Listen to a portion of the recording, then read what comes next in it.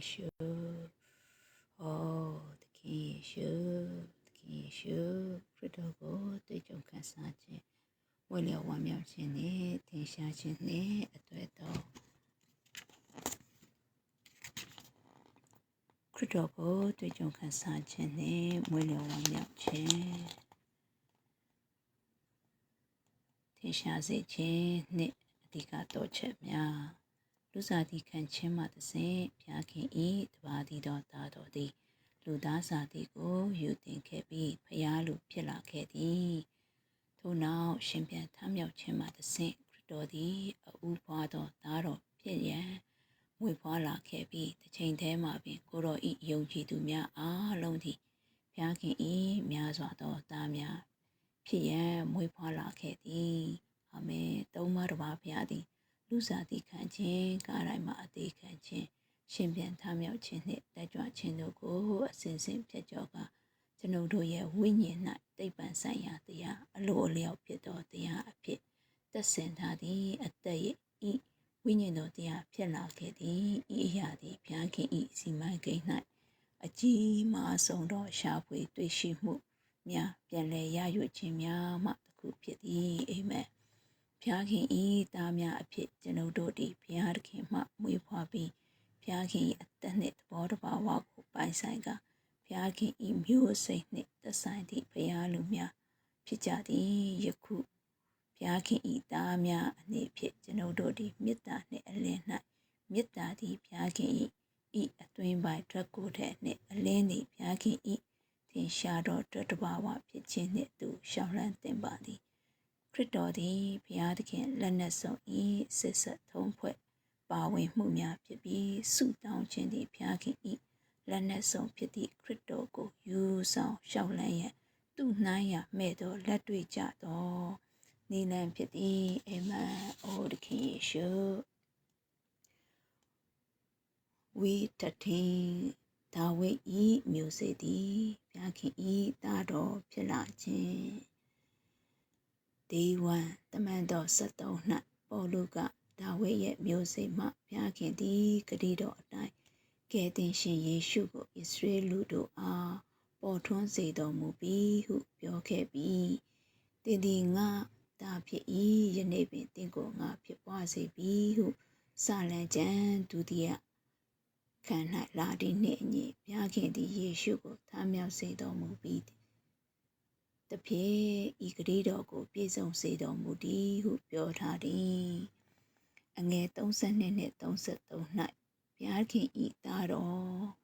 ဘုရားခင်ဤသားဦးဖြစ်သောခရစ်တော်သည်ဘိုးဘေးများထံဂတိပေးထားခဲ့ပြီးဘုရားခင်ကယေရှုကိုထမြောက်စေခြင်းအပြင်ဤဂတိတော်ကိုပြည့်စုံစေခဲ့ကြောင်းမြင်ရသည်ရှင်ပြန်ထမြောက်ခြင်းသည်လူသားယေရှုအဖို့မွေးဖွားခြင်းတစ်ခုဖြစ်သည်ကိုတော်သည်များစွာသောညီများအလဲတွင်ဘုရားခင်ဤသားဦးဖြစ်လာရန်သူ၏ရှင်ပြန်ထမြောက်ခြင်း၌ဘုရားခင်အားဖြင့်မွေးဖွားခံရသည်ကိုတော်သည်သာဝရကာလမှစ၍ဘုရားခင်ဤတပါးသည်တော်သားတော်ဖြစ်ခဲ့သည်ကိုတော်ဤလူစားသည်ခံခြင်းပြီးနောက်ရှင်ပြန်ထမြောက်ခြင်းမှတစ်ဆင့်ကိုတော်သည်ဘုရားခင်ဤသားဦးဖြစ်လာရန်လူသားစားသည်၌ဘုရားခင်အားဖြင့်မွေးဖွားခံရသည်အာမင်ဟာလေလုယာအိုသခင်ယေရှုဒေဝံနနခင်ကျွေးမွေးခြင်းတမန်တော်အခန်းကြီး73အငယ်32မှ33ငါတို့ဘိုးဘွားများ၌ငါတို့ဘိုးဘေးများ၌ရှိတော်ဂတိတော်ကိုဧဝံဂေလိတရားအဖြစ်ငါတို့သည်သင်တို့အားကြားပြောကြ၏သင်သည်ငါသားဖြစ်၏ယနေ့ပင်သင်ကိုငါဖြစ်ပွားစေပြီဟုစာလံကျမ်းဒုတိယခန်း၌လာသည့်နှင့်အညီဘုရားသခင်သည်ယေရှုကိုထမြောက်စေတော်မူသဖြင့်ဤဂတိတော်ကိုထိုသူတို့၏သားဖြစ်သောငါတို့အားပြည့်စုံစေတော်မူ၏အာမင်ရှင်ပြန်ထမြောက်ခြင်းသည်လူသားယေရှုအတွက်မွေးဖွားခြင်းတစ်ခုဖြစ်သည်အာမင်ကိုတော်ဒီများစွာသောညီအကိုများအလဲတွင်ဘုရားခင်၏သားဦးဖြစ်ရန်အတွက်ကိုတော်၏ထမြောက်ခြင်း၌ဘုရားခင်အားဖြင့်မွေးဖွားခြင်းခံရသည်ကိုတော်ဒီထာဝရကာလတွင်ကိုဘုရားခင်၏တပါးသည်သောသားတော်ဖြစ်ခဲ့သည် လူစားသည့်ခံပြီးနောက်ရှင်ပြန်ထမြောက်ခြင်းအဖြစ်ကိုတော်သည်သူ၏လူစားသည့်၌ဘုရားခင်၏တာဥဖြစ်လာရန်ဘုရားသခင်အဖြစ်မွေးဖွားခြင်းခံခဲ့ရသည်ကျွန်ုပ်တို့၏တွေ့ကြုံခံစားခြင်းနှင့်မွေလျော်ဝမ်းမြောက်ခြင်းအဖို့သခင်ဘုရား၏အစဉ်အနေအထားသည်လူသားဆိုင်ရာနှင့်ဘုရားဆိုင်ရာဟု၍သဘောတဘာဝနှစ်ခုရှိသည်ခရစ်တော်၏ပုဂ္ဂိုလ်တော်၏သဘောတဘာဝနှစ်ခုကိုယောမအခန်းကြီး1အငယ်1မှ4ရှိဘုရားခရစ်တော်၏ဂုဏ်ပုံနှစ်ခုဒါဝိဒ်ရဲ့မျိုးစေ့နှင့်ဘုရားခင်၏သားတော်ဖြင့်ရည်ညွှန်းထားသည်ထိုကျမ်းပိုက်များကဘုရားခင်၏ဧဝံဂေလိတရားကိုဟောစေခြင်းငှာခွဲထား၍တမန်တော်အရာ၌ခေါ်ထားတော်မူသောခရစ်တော်ယေရှု၏ကျွန်ငါပေါလုသည်ရှေ့ကမိမိပရောဖက်များအားဖြင့်တန်ရှင်းသောကျမ်းစာ၌ဂရုထားတော်မူခဲ့သောမိမိသားတော်ကိုအကြောင်းပြု၍အသွေးသားအားဖြင့်ဒါဝိဒ်၏မျိုးစေ့မှထွက်ပေါ်လာတော့ငါတို့သခင်ယေရှုခရစ်သည်သေခြင်းမှထမြောက်ထွက်ပေါ်လာတော့တန်ရှင်းခြင်း၏ဝိညာဉ်တော်အရာတကိုးတော်၌ဘုရားခင်၏သားတော်အဖြစ်ခွဲခန့်မှတ်သားထားခြင်းကိုခံတော်မူပြီးဟုပြောဆိုထားသည်ကိုတော်၏လူစားသည့်အရာခရစ်တော်သည်တမိုင်းတွင်ရှိသောပုဂ္ဂိုလ်၏မျိုးဆက်ဒါဝိဒ်ရဲ့မျိုးစေ့ဖြစ်သည်ကိုတော်၏ဖျားစာသည့်အရာကိုတော်သည်ဘုရားခင်၏သားတော်ဘုရားခင်၏ထင်ရှားခြင်းဖြစ်သည်တမသစ်၌ဘုရားခင်၏သားတော်ဟူသောဂုံပုတ်သည်ဘုရားခင်၏ထင်ရှားခြင်းကိုဆိုလိုသည်ဘုရားခင်၏သားတော်အနေဖြင့်ခရစ်တော်သည်ခမဲတော်ဘုရားကိုထင်ရှားသည်ဘုရားခင်ကိုမိသူမြမမြင်ဘူးကြပေသို့တော်ဘုရားခင်၏နှုတ်ကပတ်တော်နှင့်ဘုရားခင်၏စကားပြောခြင်းဖြစ်သောသားတော်သည်ကိုတော်ကိုကြွေးကြော်ခဲ့သည်အာမင်ခမဲတော်သည်မျက်မြင်မရတော်ဘုရားဝတ်ထားတော်ဘုရားဖြစ်ပြီးခမဲတော်ရဲ့သားတော်သခင်ယေရှုသည်ဘုရားခင်ကိုထင်ရှားစေခဲ့သည်ဒါဝိဒ်ရဲ့မျိုးစေ့နှင့်ဘုရားခင်၏သားတော်အဖြစ်ခရစ်တော်သည်ပြည့်စုံတော်ဘုရားနှင့်စုံလင်တော်လူသားဘုရားလူဖြစ်သည်ဟာလေလုယာအိုသခင်ယေရှုသဘောတဘာဝနှစ်ခုဒါဝိဒ်ရဲ့မျိုးစေ့နှင့်ဘုရားခင်ရဲ့သားတော်ဖြစ်သောသခင်ယေရှုခရစ်တော်၏အံ့ဖွယ်သောအစဉ်အနေအထားရှိသောဤနတ်နယ်တော်ပုဂ္ဂိုလ်သည်ယောမစာဆောင်တစ်ခုလုံး၌ဖော်ပြထားသောဘုရားသခင်ဧဝံဂေလိတရား၏အကြောင်းအရာပင်ဖြစ်သည်အာမင်စာဆောင်တစ်ခုလုံးဘုရားလူယေရှုခရစ်တော်၏ပုဂ္ဂိုလ်တော်နှင့်ဘုရားခင်၏ပြောင်းမှတ်ခြင်းတို့နှင့်ဆက်လင်းသောအခန်းကြီး1မှခရစ်တော်ကိုခန္ဓာတော်၏ထင်ရှားခြင်းဖြစ်သောဒေသနာအသင်းတော်များနှင့်ဆက်လင်းသောအခန်းကြီး16အထိ၎င်း၏ပြည့်စုံခြင်း၌လူထံတို့ဟောပြောသောဧဝံဂေလိဘုရားခင်ရဲ့တည်င်းကောင်းနှင့်ဝမ်းမြောက်ခြင်းတည်င်းစကားပင်ဖြစ်သည်ယောမစာဆောင်၏အခန်းကြီး1၌ခရစ်တော်ကိုတဘောတဘာဝနှစ်ခုဖျားဖြစ်ခြင်းနှင့်လူသားဖြစ်ခြင်းနှင့်အတူရှိသောအံ့ဖွယ်ပုဂ္ဂိုလ်အဖြစ်မြင်တွေ့ရပြီးနောက်ဆုံးအခန်းတွင်ဒေနာအသင်းတော်များကိုမြင်တွေ့ရသည်ဤဒီမှာ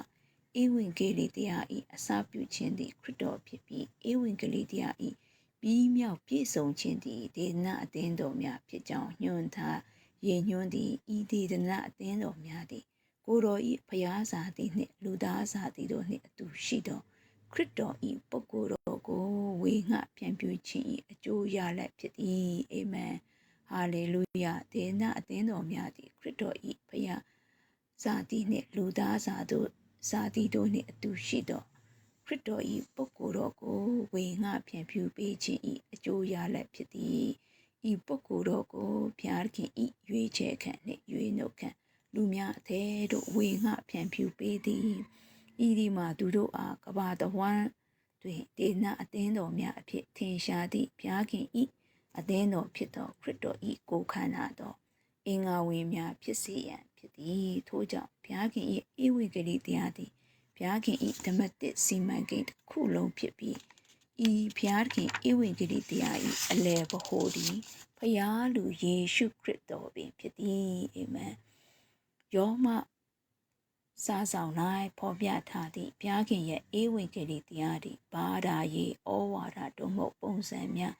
စသည်တို့နှင့်မသက်ဆိုင်ယုံတာမက၎င်းသည်ရွေးနှုတ်ခြင်းအပြစ်ခွင့်လွတ်ခြင်းတို့မှဖြောင့်မတ်ရာတို့ရောက်စေခြင်းစသည်နှင့်လည်းဆက်ဆိုင်နေခြင်းမျှတာမဟုတ်ပါဘုရားခင်ရဲ့ဧဝံဂေလိတရားသည်ဘုရားခင်၏သားတော်ကျွန်ုပ်တို့ရဲ့သခင်ယေရှုခရစ်တော်နှင့်ဆက်ဆိုင်သည်အာမင်ဤဒီမှာ ဧဝံဂေလိတရားသည်ဒါအရိုက်အရာနှင့်ဆက်လင်းကြောင်းကိုရည်ညွှန်းသည်ဘုရားခင်ရဲ့နှစ်သက်ခြင်းအလိုဆန္ဒနှင့်ကျေနပ်နှစ်သိမ့်မှုသည်မိမိရဲ့သားတော်နှင့်အလုံးစုံသက်ဆိုင်နေသည်ဘုရားခင်ရဲ့သားဦးဖြစ်သောခရစ်တော်၏စံနမူတာပုံစံတို့တဒံတူသည့်များစွာသောတားများကိုထွက်ပေါ်လာစေရန်ဘုရားခင်ရဲ့ရည်ရွယ်ချက်ဖြစ်သည်ခရစ်တော်မှတဆင့်ခရစ်တော်နှင့်အတူများစွာသောတားများထွက်ပေါ်လာခဲ့သည်ယောမအခန်းကြီး1အငယ်3မှ4ကစံနမူနာဖြစ်သောဘုရားခင်ရဲ့သားတော်ခရစ်တော်ကိုကျွန်ုပ်တို့အားပေးအပ်ခဲ့သည်အာမင်ယောမအခန်းကြီး8:29မှ30သည်အမြောက်အများထုတ်လုပ်ခြင်းဖြစ်သည့်များစွာသောတားများကိုဖွင့်ပြခဲ့သည်ထို့ကြောင့်ဘုရားခင်ရဲ့ဧဝံဂေလိတရားသည်ခရစ်တော်၏ပုံတံတော်တို့တံတူညီလာသောများစွာသောတားများကိုထုတ်လုပ်ခြင်းပင်ဖြစ်သည်အာမင်ဟာလေလုယာအိုသခင်ယေရှုအိုသခင်ယေရှုအာမင်